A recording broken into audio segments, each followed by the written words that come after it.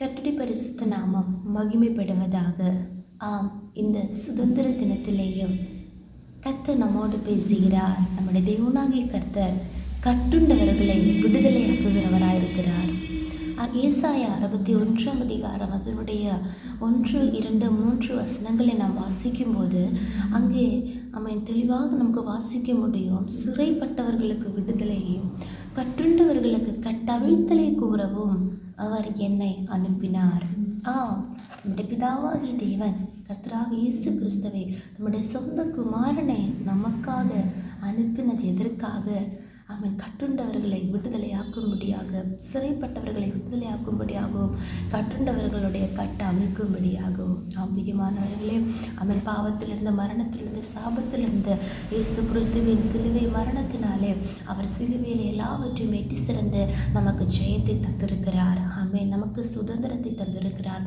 ஆனால் இன்னும் நாம் அந்த அடிமை நுகத்திற்கு உட்படாமல் அல்லேலூயா தேவ சமூகத்தில் தேவனுடைய அன்பினால் கட்டப்பட்டவர்களாக நாம் ஒவ்வொரு நாளும் காணப்படும் போது எல்லா கட்டுகளும் நம்மை விட்டு விலகி போகும். பிரேசலோ, இந்த காலை வேளையிலே என்னை கேட்கிற எல்லா தேவனுடைய பிள்ளைகளுக்கும் இயேசு கிறிஸ்துவின் இனிய நாமத்தில் என்னுடைய அன்பின் வாழ்த்துக்கள். இந்த நாளிலேயும் சற்று நேர தியானத்திற்காக அப்போஸ்தலனாகிய யோவான் எழுதின 1 நிருபம் 3 அதிகாரம் அதனுடைய 7வது வசனத்தை 8வது வசனத்தை வாசிப்போம். 1 யோவான் 3 அதிகாரம் 8ஆம் வசனம். பாவம் செய்கிறவன் பிசாசினால் உண்டாயிருக்கிறான், ஏனெனில் பிசாசானவன் ஆதி முதல் பாவம் செய்கிறார். பிசாசனுடைய கிரியைகளை அழிக்கும்படிக்கு தேவனுடைய குமாரன் வெளிப்பட்டார். ஆமென், ஸ்தோத்திரம். தேவனுடைய குமாரன் எதற்காக இந்த பூமியிலே வெளிப்பட்டார் என்று இங்கே நமக்கு தெளிவாக வாசிக்க முடிகிறது. பிசாசனுடைய கிரியைகளை அழிக்கும்படிக்கே தேவனுடைய குமாரன் வெளிப்பட்டார். பிசாசனுடைய கிரியை என்று சொல்லும்போது நம்மை பாவத்திற்குள்ளாக்கி நம்மை தேவனுக்கு பிரியமில்லாத காரியங்களில் ஈடுபடுத்தி நம்மை நரகத்திலே தள்ளிவிடுவதற்காகவே பிசாசு தன்னுடைய கிரியைகளை செய்து கொண்டே இருக்கிறார். ஆனால் அந்த பிசாசனுடைய கிரியைகளை அழித்து ஜனத்தை விடுவிக்கும்படியாக, அவர் ஜனத்தை ரட்சிக்கும்படியாக இயேசு கிறிஸ்து நமக்காக இந்த உலகத்தில் வெளிப்பட்டார். அதே காரியத்தை அதனுடைய 5ஆம் வசனத்திலே நாம் வாசிக்கிறோம். அவர் நம்முடைய பாவங்களை சுமந்து தீர்க்க வெளிப்பட்டார் என்று அறிவீர்கள். அப்போது இயேசு கிறிஸ்து நம்முடைய பாவங்களை சிலுவையின் மேல் சுமந்தார். அப்படி என்றால் இன்றைக்கும் நாம் பாவத்திலே வாழ வேண்டியவர்கள் அல்ல. ஏனென்றால் 8ஆம் வசனத்தில் வாசிக்கிறோம், பாவம் செய்கிறவர் பிசாசினால் உண்டாயிருக்கிறார். பிசாசானவர் ஆதி முதல் பாவம் செய்கிறான். பாவத்தை குறித்தும் நீதியை குறித்தும் நியாய தீர்ப்பை குறித்தும் நமக்கு உணர்வை அருளுகிறார். பரிசுத்த ஆவியானவர் நம்மோடு கூட நம்முடைய உள்ளத்திலே நம்மிடத்தில் இருக்கிறார் என்றால் நிச்சயமாகவே ஆவியானவர் நம்மை உணர்த்துகிறபடியே பாவத்தை விட்டு விலகி நீதியை செய்து ஒரு நியாய தீர்ப்பு உண்டு என்ற ஒரு உணர்வோடு கூட கிறிஸ்தவ வாழ்க்கையிலே பரிசுத்தமாக வாழ கர்த்தர் நமக்கு கிருபை செய்வார். அந்த ஆவியானவர் தேவனால் பெற்ற அபிஷேகம் நம்மிடத்தில் இருக்கும்போது அதை 1 யோவான் 2ஆம் அதிகாரம் 27ஆம் வசனத்தில் வாசிக்கிறோம். நீங்கள் அவராலே பெற்ற அபிஷேகம் உங்களில் நிலைத்திருக்கிறது, ஒருவரும் உங்களுக்கு போதிக்க வேண்டுவதில்லை. அந்த அபிஷேகம் சகலத்தை குறித்து உங்களுக்கு போதிக்கிறது, அது சத்தியமாயிருக்கிறது, பொய் அல்ல. அது உங்களுக்கு போதித்தபடியே அவரில் நிலைத்திருப்பீர்களாக.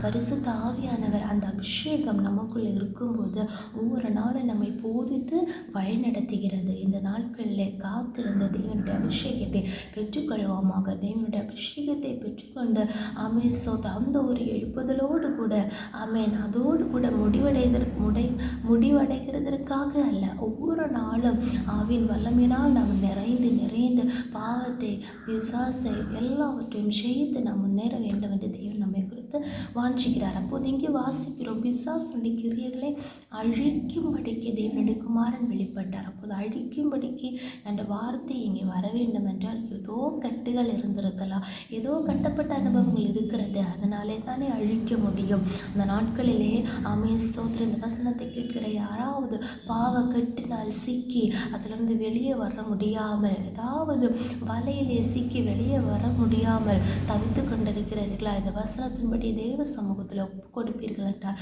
நிச்சயமாகவே கர்த்தர் உங்களை விடுதலையாக்குகிறவராக இருக்கிறார். நேற்றும் இன்றும் என்றும் இயேசு கிறிஸ்து மாறாதவராக இருக்கிறார். அவர் எல்லாரையும் நேசிக்கிற கர்த்தராக இருக்கிறார். அவர் நம்மிடத்தில் அன்பு கூறுகிறவராக இருக்கிறார்.